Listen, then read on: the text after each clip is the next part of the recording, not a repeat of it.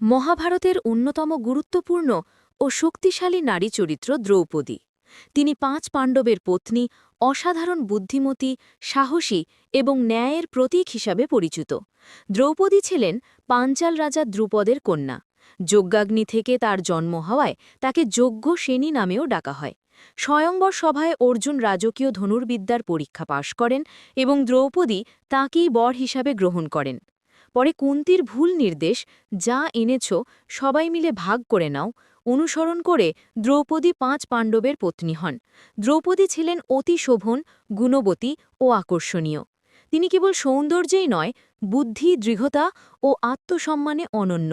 কুরুসভার দেউতক্রীড়ায় যখন দুর্যোধন তাকে অপমান করার চেষ্টা করে, দ্রৌপদী তার প্রশ্ন ও যুক্তির মাধ্যমে সভার ন্যায়বোধকে চ্যালেঞ্জ করেন। ভগবান কৃষ্ণ তাকে অপমান থেকে রক্ষা করেন। দ্রৌপদীর অপমানই মহাভারতের যুদ্ধে আগুন জ্বালায়। তিনি প্রতিজ্ঞা করেন, যেই আমার চুল খোলা করল তাদের রক্তে চুল ধুয়ে নেব। যুদ্ধের পর সেই প্রতিজ্ঞা পূরণ হয়। দ্রৌপদী পাণ্ডবদের পাশে দাঁড়িয়েছেন প্রতিটি কঠিন মুহূর্তে। অরণ্যবাস, অজ্ঞাতবাস এবং যুদ্ধের সময়ও তিনি তাদের মনোবল জুগিয়েছেন। তিনি ধর্ম, সততা এবং নারী শক্তির অনন্য প্রতীক। দ্রৌপদীর চরিত্র দেখায় অত্যাচারের বিরুদ্ধে দাঁড়ানোর সাহস একজন নারীর কতটা শক্তিশালী হতে পারে।